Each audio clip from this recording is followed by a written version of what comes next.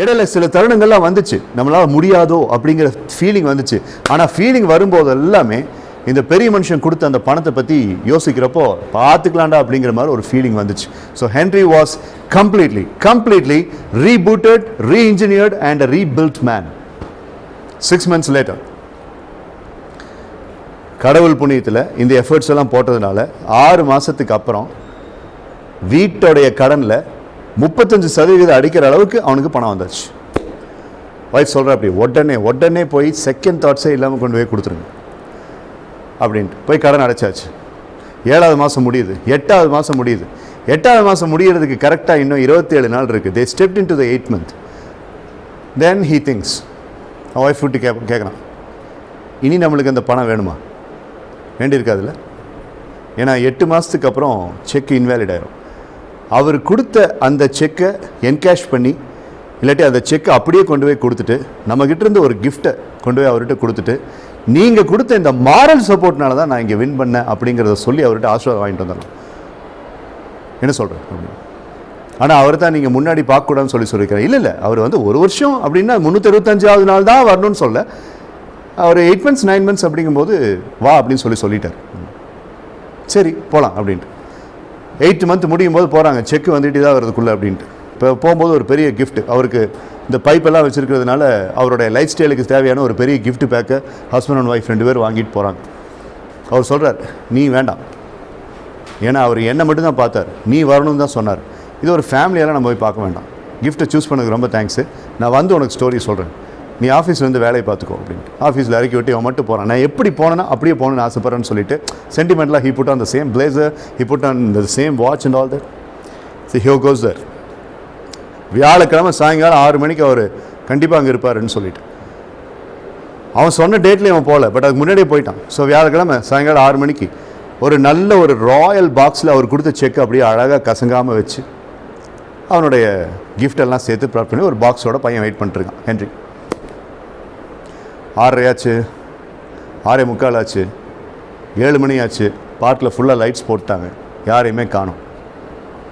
சரி 1 வருஷம் கழிச்சு தான் வர சொன்னார், நான் வேணால் போயிட்டு அப்புறம் வரலாங்கும்போது கார் வந்துச்சு. அந்த பெரிய கார் அப்படியே சும்மா கம்பீரமாக தேர் மாதிரி வந்து நின்றுச்சு. பையன் ரெடி ஆகிட்டான். ஓகே வாங்க வாங்க வாங்க அப்படின்ட்டு. இது அவனை பொறுத்த வரைக்கும் ஒரு பெரிய விஷயம். கார் டோர் ஓப்பன் ஆச்சு. இவர் பெரிய ஆள் இறங்குவாருன்னு யோசித்தான். ஒரு வயசான அம்மா இறங்கினாங்க. அவங்க இறங்கி பார்க்குக்கு வந்தாங்க. என்ன அப்படி பார்க்குற அப்படி இப்படி பார்க்குற அப்படி. ஆனால் அதே கார் தான், அதே நம்பர் தான், அதே கார் தான், எழுதி கூட வச்சுருந்தான். Big big big big grand Rolls Royce car. தயங்கி அந்த அம்மாட்ட போய், மேடம் கண்டிப்பாக அவருடைய அந்த அம்மாவுடைய ஹஸ்பண்டாக தான் இருக்கணும், ஏன்னா அவங்களும் கொஞ்சம் வயசான lady. Madam beg your pardon, if you don't mind, may I meet your husband? Is he here along with you today? Yes, he is here already. அப்போ எங்கே மேடம் அவர்? யார் நீங்கள்? அவர் எதுக்கு நீங்கள் மீட் பண்ணணும்? ஐயோ என்ன இப்படி கேட்குறீங்க, உங்கள் ஹஸ்பண்ட் எனக்கு தெய்வம் மாதிரி. ஆமாம், பல பேர் அப்படி சொல்லியிருக்காங்க, நானும் கேட்டிருக்கேன். அவர் என்ன பண்ணார்? இல்லைங்க மேடம், நான் அதை உங்கள்கிட்ட சொல்ல முடியாது, அவர்கிட்ட சொல்லலாம். அவர் எங்கே மேடம், எங்கே இருக்கார்? அவர் யாருப்பா நீ என்ன படிக்கிற பையனா, இல்லை பிஸ்னஸ் மேனா, இல்லை ஏதாவது சொந்த தொழில் ஏதாவது வச்சுருக்கீங்க? சொந்த தொழில் ஏதாவது வச்சுருக்கியா? ஆமாங்க. சொந்த தொழிலில் லாஸ் ஆயிருந்துச்சு அவனுக்கு அப்படின்னு. ஆமாம் லாஸ் ஆயிருந்துச்சு. இவர் ஒன்று டைரெக்டாக மீட் பண்ணாரா? ஆமாம். உனக்கு என்ன லாஸ் ஆச்சுன்னு கேட்டிருப்பாரு? ஆமாம் கேட்டார். அவர் எவ்வளோ பணம் வேணும்னு கேட்டிருப்பாரு? ஆமாங்க. செக்கு தரேன்னு சொல்லிட்டு பெருசாக ஒரு செக் புக் எடுத்திருப்பாரு? ஆமாங்க. செக்கை கிழிச்சு எவ்வளோ பணம் கேட்ட நீ? 3 கோடி. 3 கோடி, அதுக்கு மேலே அதிகமாக ஒரு 5 லட்சம் 10 லட்சம் சேர்த்து. ஆமாங்க 3 லட்சத்தி. இந்த செக் இதே செக்கு தான். நீ மாடா அப்படின்னு. என்னங்க சொல்கிறீங்க, எனக்கு ஒன்றும் புரியல. என்னுடைய வீட்டுக்காரருக்கு பைத்தியம் பிடிச்சி 22 வருஷம் ஆகுது. அவர் ஒரு பெரிய பிஸ்னஸ் பண்ணிட்டு இருந்தாரா, அந்த பிஸ்னஸில் ஒரு பெரிய லாஸ் வந்துருச்சா, அந்த மோமெண்ட்லேருந்து அவருக்கு பைத்தியம் பிடிச்சிச்சு. அந்த லாஸ் வந்து பார்த்தீங்கன்னா எக்கச்சக்க கோடி. அதனால் அந்த பைத்தியம் பிடிச்சி அதுக்கு மறந்து அவர் யாரை பார்த்தாலும், பிஸ்னஸ் மேன் யாரை பார்த்தா என்னாச்சு, எவ்வளோ லாஸ் ஆச்சு, என்ன பணம் இருந்ததுன்னா உனக்கு யூஸ் ஆகும் அப்படின்னு சொல்லிட்டு எல்லாத்துக்கும் செக் கொடுத்துட்டு இருந்தார். அந்த ஒரு ரீசனுக்காகத்தான் வந்துக்கிட்டு அவரை தெராப்பி கூப்பிட்டு வந்தேன். அவருக்கு ட்ரீட்மெண்ட் இங்கே பக்கத்தில் இருக்க ஹாஸ்பிட்டலில் தான் வியாழக்கிழமை நடக்கும். இல்லைங்க 6 மணிக்கெலாம் வருவார். ஆமாம் 6 மணிக்கு தான் கரெக்டாக டாக்டர் அப்பாயின்மெண்ட்டு. இங்கே வந்து பார்க் பண்ணிவிட்டு பார்க்கில் கொஞ்சம் வாக்கிங் போயிட்டு அதுக்கப்புறம் போவாங்க. உள்ளுக்குள்ளே போய் ஷாக் ட்ரீட்மெண்ட், நேரம் பெருசு ஷாக் ட்ரீட்மெண்ட் எடுத்துக்கிட்டு இருக்கோம். நான் தான் அவர் எப்போவுமே முடிச்சதுக்கப்புறம் இப்போ இந்த டைம் தான் நான் வருவேன், 7 மணிக்கு தான் வருவேன். நீ ஒரு மணி நேரத்துக்கு முன்னாடி எனக்கு பார்த்துருப்பியா அவர்? ஆமாம் 1 மணி நேரத்துக்கு முன்னாடியே வந்தார். பெருசுக்கு ஷாக் ட்ரீட்மெண்ட் கொடுத்தோன்னு எந்திரிச்சு நடக்க முடியாது, நான் வந்து தான் கூப்பிட்டு போகணும். அதனால தான் நான் 7:30 மணிக்கு வந்திருக்கேன். பாருங்க ஹாஸ்பிட்டல் அதுக்குள்ளே இருக்குது. வேணா மறுபடியும் போய் செக் வாங்கிட்டு போறியா? அறிவு இருக்காடா உனக்கு அப்படின்னு. இவனுக்கு ஒன்றுமே புரியல. இந்த செக்கை கொண்டுட்டு அந்த பேங்க்குக்கு இவன் அப்போ போயிருந்தான்னா என்ன ஆயிருந்திருக்கும் அப்படிங்கிற விஷயம் மட்டும்தான் அவன் மைண்டில் இருந்துச்சு. ஏங்க அப்போ உங்கள் வீட்டுக்காரர் வந்து பிஸ்னஸ் மேனால தான்டா அது பைத்தியமே ஆச்சு. எங்கள் அப்பாட்ட நான் எவ்வளவோ சொன்னேன், இந்த ஆளை நான் கல்யாணம் பண்ணிக்க மாட்டேன்னு. அவருக்கு பைத்தியம் பிடிச்சி இதை என் தலையில் கட்டி வச்சார். இது உள்ளே வந்தோடனே எனக்கு பிடிச்சிருச்சு பைத்தியம். அதுக்கப்புறம் நாங்கள் 2 பேரும் பைத்தியமாக சுற்றிட்டு இருந்தோமா. அப்புறம் நாங்கள் 2 பேரும் சேர்ந்து ஒரு பிஸ்னஸ் பண்ணோம். இப்போ இது முழு பைத்தியம் ஆயிடுச்சு. இப்போ நான் பைத்தியமா இல்லை நான் வந்துட்டு நார்மலாக இருக்கேனான்னு எனக்கே தெரியல. நீ ஒரு அறிவு கேட்டால் அவன் யார் என்னன்னே தெரியாமல் செக்கை கொடுத்தோன்னு வாங்கிட்டு போயிடுவேடா. ஆளுகளை அவனையும் பாரு, இதே வேலையாக போச்சு. வாரம் அந்த பார்க்குக்கு வந்தால் எவனோ ஒருத்தன் வந்து நின்று கேட்டுறான், உங்கள் வீட்டுக்காரர் எங்கே செக்கு கொடுத்தாரு திருப்பி கொடுக்கணும் அப்படின்ட்டு. அந்த ஆளுக்கு வேறு வேலையில் உனக்கு தள்ளு அப்படின்ட்டு போயிடுச்சு. எனக்கு ஒரு நிமிஷம் ஒன்றும் புரியல. நல்ல வேலை ஒய்ஃபை வீட்டில் விட்டு வந்தோம் அப்படின்னு சொல்லிட்டு மைண்ட் அப்போ யோசிச்சான். அப்போ இருந்த நிலைமையில் இந்த செக்கை கொண்டு போய் பேங்க்கில் விட்டுருந்தேன்னா துரத்தி அடிச்சிருந்துருப்பானே. ஏன்னா செல்லாத செக்கை கொடுத்துட்டு இருந்திருக்கான். நல்ல வேலை நம்ம ஒய்ஃப் சொன்ன ஐடியானால நம்ம இந்த செக்கை கொண்டு போய் கொடுக்கல அப்படின்னு சொல்லிட்டு, அதனால் போய் பார்க்கலாம் அப்படின்னு சொல்லி யோசிச்ச போது அவனை பிடிச்சி ஏதாவது திட்டலாம் அப்படின்னு யோசிச்ச போது இந்த மாதிரி சொல்லிச்சு. அந்த ஆள் ஷாக் அடிக்கிறப்ப வேறு மாதிரி இருப்பான். எங்கேயாவது பக்கத்தில் நீ போனேன்னா உனக்கு கடிச்சு இடிச்சு வச்சுருவான். கிளம்பிடு, ஏதோ நடந்துருச்சு ஆண்டவன் முடியல, இப்போ நீ நல்லா இருக்கீல்ல, இல்லைங்க பிஸ்னஸை ஜெயிச்சிட்டேன், அதனால் அந்த கிஃப்ட் எல்லாம் நீ கொடுத்தினா கூட அதுக்கு என்னன்னே தெரியாது, வேண்டாம் நீ எடுத்துகிட்டு வீட்டில் போய் உன் ஒய்ஃபுக்கு கொண்டு போய் கொடு அப்படின்ட்டு அந்த மாதிரி ஈஸியாக போயிடுச்சு. ஏன்னா அந்த மாதிரி இந்த மாதிரி பல பேரை பார்த்து அதுக்கு சலிச்சு போச்சு. என்னடா இப்படி ஆயிடுச்சு நம்ம நிலைமை அப்படின்னு சொல்லிட்டு. He goes back home and he sits in his chair and he starts thinking. அப்போ ஒரே ஒரு கொஸ்டின் மட்டும் அவன் மைண்டில் இருந்துச்சு. What made me successful in this 8 months? Okay, it was an accident, it was a fool incident. ஒருத்தனை நம்பி ஏமாற இருந்தோம், ஆனால் என்ன எது இந்த 8 மாதத்தில் காப்பாச்சு அப்படின்னு யோசிச்சுட்டு வாயை பொழுதுட்டு உட்காந்துருக்கான். ஒய்ஃப் வராங்க, என்னங்க கொடுத்துட்டிங்களா அப்படின்னா, கொடுத்துட்டேன். சக்ஸஸா? சர்க்கஸ் வந்து உட்கார் அப்படின்னு சொல்லிட்டு அந்த அம்மா கிட்ட வந்துட்டு கதையெல்லாம் சொல்கிறார். Now my question is, that's the end of the story. Now my question is, what made him successful? தைரியம், courage. ஓகே, அப்புறம் பேக்கப் ஒன்று இருக்குங்கிற நம்பிக்கை. வேற என்ன? பயம் இல்லாமல் இருக்கிறது. அப்புறம்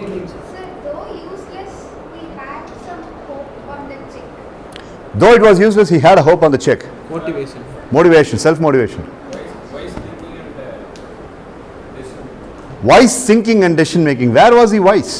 எங்க புத்திசாலித்தனமா யோசிச்சான்? வைஃப் திங்கிங் தான் வைஸ் திங்கிங். நீ இல்லை வைஃப் பேசுறதை கேட்டு அந்த இடத்துல decision. Truly words. Which words? What words did the old man say? Correct? Okay.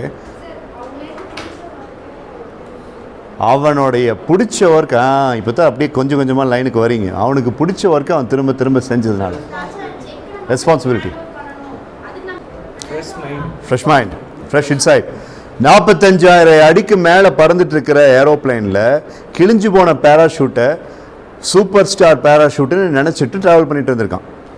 ஆனால் நல்ல வேலையாக ஃப்ளைட்டுக்கு ஒன்றும் ஆகலை, பேராஷூட் யூஸ் பண்ண வேண்டிய நிலைமை வரல. அந்த மாதிரி தான் இவனும். இங்கே நீங்கள் யோசிக்க வேண்டிய என்னன்னு சொல்லி கேட்டால், as Gautam mentioned and as some of you answered, there are 3 things that has rescued the man. ஒரு பயம், ஒரு கவலை அப்படிங்கிறது இருக்கும் பொழுது, அந்த பயம் அந்த கவலை அப்படிங்கிறத பற்றி அதிகமாக நீங்கள் யோசிச்சுக்கிட்டே இருக்கும்போது அது ஒரு கிங் கோப்ரா மாதிரி உங்களை அப்படியே கன்சியூம் பண்ணிடும். ஒரு பயம் அல்லது அந்த கவலை அப்படிங்கிறத கொஞ்சம் ஒதுக்கி வச்சுட்டு வேறு ஏதாவது ஒரு விஷயத்தில் ஃபுல்லாக அப்படி ஒரு விஷயம் நடக்கவே இல்லைங்கிற மாதிரி நீங்கள் வந்து சப்போஸ் அடுத்த வேலையை பார்த்து அதில் மட்டும் ஃபோக்கஸ் பண்ணி செஞ்சிங்கன்னா இந்த பக்கம் இருக்கிற அந்த சோ கால்டு பயம், அந்த கவலை அப்படிங்கிறது பனி மாதிரி ஆட்டோமேட்டிக்காக சப்மர்ஜ் ஆகிடும். So there is a psychological name for this, and that name is the replacement thinking paradox. Synaptic ப்ரூனிங்கில் அதை பற்றி கொஞ்சம் சொல்லியிருப்பேன். Good, nice catch, well done. The replacement thinking paradox, 10 points for your team. The replacement thinking paradox. இதே மாதிரி ஒருத்தன் அப்படியே பயங்கர கஷ்டப்பட்டு குவைத்தில் வேலை செஞ்சுட்டு இருந்தான். குவைத்தில் வேலை செஞ்சுட்டு இருக்கிற ஒரு ஃப்ரெண்டு, இப்போ நான் தான் அந்த வேலை செய்கிற ஃப்ரெண்டு அப்படின்னா கீர்த்தி தான் என்னுடைய பெஸ்ட் ஃப்ரெண்ட் அப்படின்னா, கீர்த்தி எனக்கு ஃபோன் பண்ணான், டே இங்கே என்ன பண்ணிட்டுருக்க குவைத்தில் அப்படின்னு. ஏன்டா எப்போ போல தானே அப்படின்னா, டே வாடா கிளம்பி ஊருக்கு.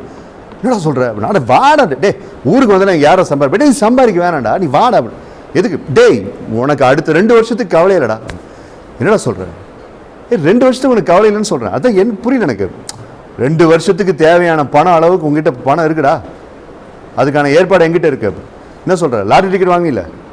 ஆமாம், பணம் அடிச்சிருச்சு, என்கிட்ட தான் நம்பர் இருக்குது, நீ வந்தீங்கன்னா 2 பேரும் போய் பேங்க்கில் வாங்கிக்கலாம், எனக்கு ஏதாவது பார்த்து செஞ்சுன்னா பரவாயில்ல மச்சான் அப்படின்றான். டீ என்ன சொல்கிறேன்? நிஜமாவா? ஆமாம், 5 கோடி ரூபா விழுந்துருக்குடா. 5 கோடி ரூபாய்? ஆமாம், 5 கோடி ரூபா உனக்காக. டேய் நல்லா பார்த்தியா, கன்ஃபார்ம் பண்ணியா, நம்பர்ஸ் எல்லாம் கட்ட எல்லாம் கன்ஃபார்ம் பண்ணியாச்சு, ட்ரங்க் காலில் உங்ககிட்ட பேசுகிறேன், நான் ஃபோட்டோவை எடுத்து உங்களுக்கு அனுப்ப முடியும், அப்போல்லாம் ஒரு காலம் வந்தால் பார்த்துக்கலாம். 5 கோடி ரூபா. டே இன்னைக்கு 5 கோடின்னு எவ்வளோ தெரியுமில்ல? டே யார்ட்டி சொல்லிடாதரா? ஏய் நிஜமாவாடா, சத்தியமாக சொல்லண்டா, மாரியம்மா மேலே சத்தியமாக சொல்லண்டா, வாடா சீக்கிரம் அப்படின்னு. சூப்பர்ரா. டே 2 நாள் ட்ரெயினை பிடிச்சிட்டு வந்துடுறேன். நீ 2 நாளில் வருவியோ 20 நாளில் வருவியோ, ஆனால் உங்ககிட்ட இருக்கிற மொத்த டைம் வந்து 4 நாள் தான். 4 நாளுக்குள்ளே இங்கே வரணும், வந்தீங்கன்னா தான் நம்ம போய் பேங்க் போகணும். சரிடா, சூப்பர் ரைட் அப்படின்னு. டே வரும்போது நீ என்கிட்ட எதுவும் பேசாத, நான் வந்துடுறேன். இல்லைடா வரும்போது டேய் நீ எதுவும் பேசாத, நான் பார்த்துக்கேன். சரிடா, ரைட், ஓகே ரைட். இல்லைடா கொஞ்சம் யோசிச்சுட்டு அதுக்கப்புறம் டே நீ எதுவும் பேசாதுன்னு சொல்லிட்டேன். அப்போ நான் இப்போ சொல்கிறது வந்து உனக்கு புரிஞ்சிருச்சு, நல்லா புரிஞ்சிருச்சு. இல்லைடா நான் ஆக்சுவலாக உனக்கு ஃபோன் பண்ணது வந்துட்டு இந்த ஒரு விஷயம், இன்னொரு விஷயமும் சொல்லணும்னு சொல்லி வந்தேன். அம்மா பார்த்துக்கோ, நான் வந்துட்டே இருக்கேன். இல்லை இப்போ நீ சொன்னீங்க இன்ஸ்டால்மெண்ட்டில் வந்துட்டு நிறைய அந்த கடன்லாம் வாங்கி வச்சுருக்கேன்னு சொல்லிட்டேன். அவனுங்களால இப்போ நான் என்ன பேசுகிறேன்னு பார், இப்போ எப்படி அவனுங்களால கட் பண்ணிட்டு வரேன்னு மட்டும் பார்.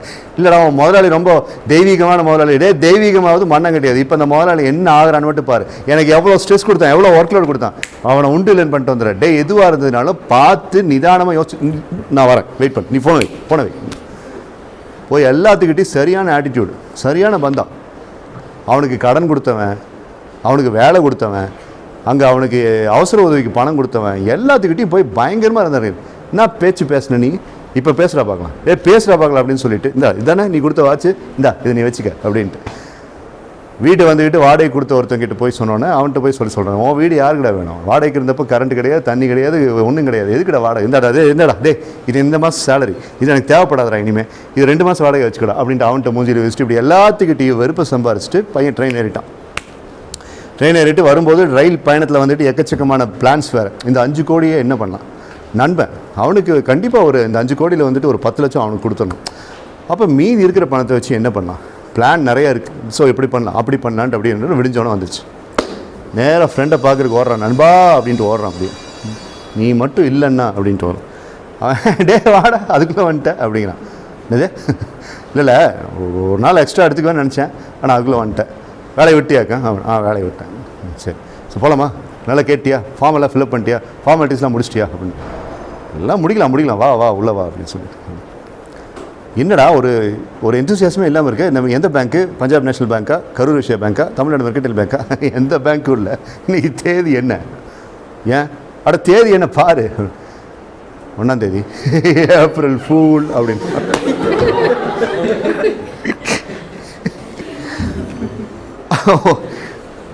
ஒரு நிமிஷம், நான் அன்னைக்கே ஃபோனில் பேசும்போது சொன்னேன், எது செஞ்சாலும் கொஞ்சம் யோசிச்சு செய், வரும்போது டேட்டை பார்த்துட்டு வாடா அப்படின்னு சொன்னேன், நீ சுதாரிச்சுக்குவே அப்படின்ட்டு. ஆனால் என்ன நீ பேசவே விடலையே. அப்போ நீ ஃபோனில் வரும்போது டேட்டெல்லாம் பார்த்துட்டு அப்படின்னு நீ சொல்ல வந்தியா, நான் தான் உன்னை பேச விடலையா. ஆமாம் வரும்போது அப்படின்னா நீ என்னை திட்டி வேற ஃபோனை வச்சுட்ட. இப்போ என்ன வச்சான் பண்ணுவேன் அப்படி. லாட்ரி டிக்கெட் வாங்கும்போது நான் என்ன கேட்டேன் உங்ககிட்ட, அப்போ உன் கையில் இருக்கிற ஒரு 6000 ரூபா என்கிட்ட கொடுறா, கடனாக கொடுறேன்னு நான் கேட்டேன். நீ தரல, யோசிச்சிட்டே இருந்தேன், நல்ல சான்ஸாக தெரிஞ்சுது, இப்போ தான் ஏதோ என்னால் முடிஞ்சது நான் அவனுக்கு பண்ணேன். So with what confidence he will go. அந்த மாதிரி this is also a funny story. இந்த ஸ்டோரிக்கு அந்த ஸ்டோரிக்கு வித்தியாசம் என்னன்னு சொல்லி கேட்டால், that man Henry Joseph did not exhaust his resources just because he had a ray of hope. அதாவது கடவுள் கொடுத்த ரே ஆஃப் ஹோப் அப்படிங்கிறதுனால இருக்கிற வேலையை அவன் என்டேஞ்சர் பண்ண கிடையாது. ஆனால் இந்த ஸ்டோரியில் பார்த்தீங்க அப்படின்னா ஃப்ரெண்டு கொடுத்த ரே ஆஃப் ஹோப்பில், லாட்ரி டிக்கெட் ஹோப்பில் அவன் இருக்கிற வேலையை எல்லாத்தையும் என்டேஞ்சர் பண்ணிட்டு வந்துட்டான். ஸோ ரீப்ளேஸ்மெண்ட் திங்கிங் பேரடாக்ஸை எப்படி யூஸ் பண்ணக்கூடாது அப்படிங்கிறதுக்கான எக்ஸாம்பிள் ரெண்டாவது ஸ்டோரி, ரீப்ளேஸ்மெண்ட் திங்கிங் பேரடாக்ஸை எப்படி யூஸ் பண்ணுங்கிறதுக்கான first story. So the messages placement அப்படின்னு நம்மளுக்கு கிடைக்கல, நம்ம 4-5 கம்பெனிஸில் வந்துட்டு ஃபர்ஸ்ட் ரவுண்ட் கூட நம்ம கிளியர் ஆகலை அப்படிங்கிற மாதிரி திங்கிங்கில் வச்சு ஒரு சாரோ பேரடாக்ஸில் நீ இருக்கும்போது அந்த விஷயத்துலேருந்து நீ டிட்டாச் ஆகிட்டேன்னா தான் மட்டும்தான் உனக்கு தேவையான விஷயங்கள் நடக்கும்.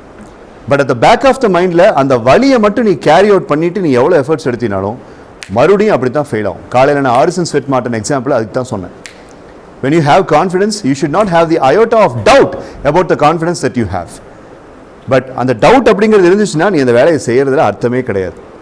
ஸோ நெக்ஸ்ட் டைம் நீ ஒரு கம்பெனி அட்டன் பண்ணும்போது உன்னுடைய பழைய ஸ்டோரிஸ் எல்லாம் ஒத்தி வச்சிரு.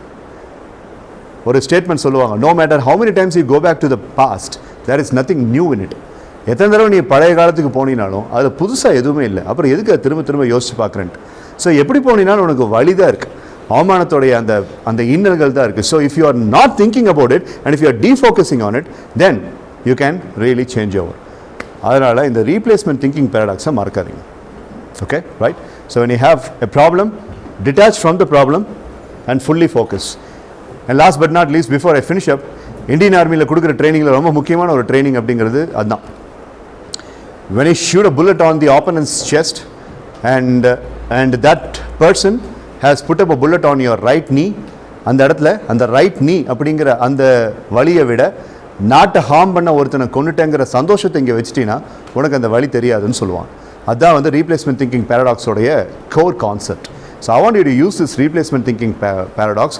அதே மாதிரி ஹென்ரி ஜோசப் வச்ச மாதிரி ஆல்வேஸ் ஹேவ் அ பேக்கப். இது இல்லை அப்படின்னா அந்த வர்ஸ்ட் கேஸ் இது யூஸ் பண்ணிக்கலாம் அப்படின்ட்டு.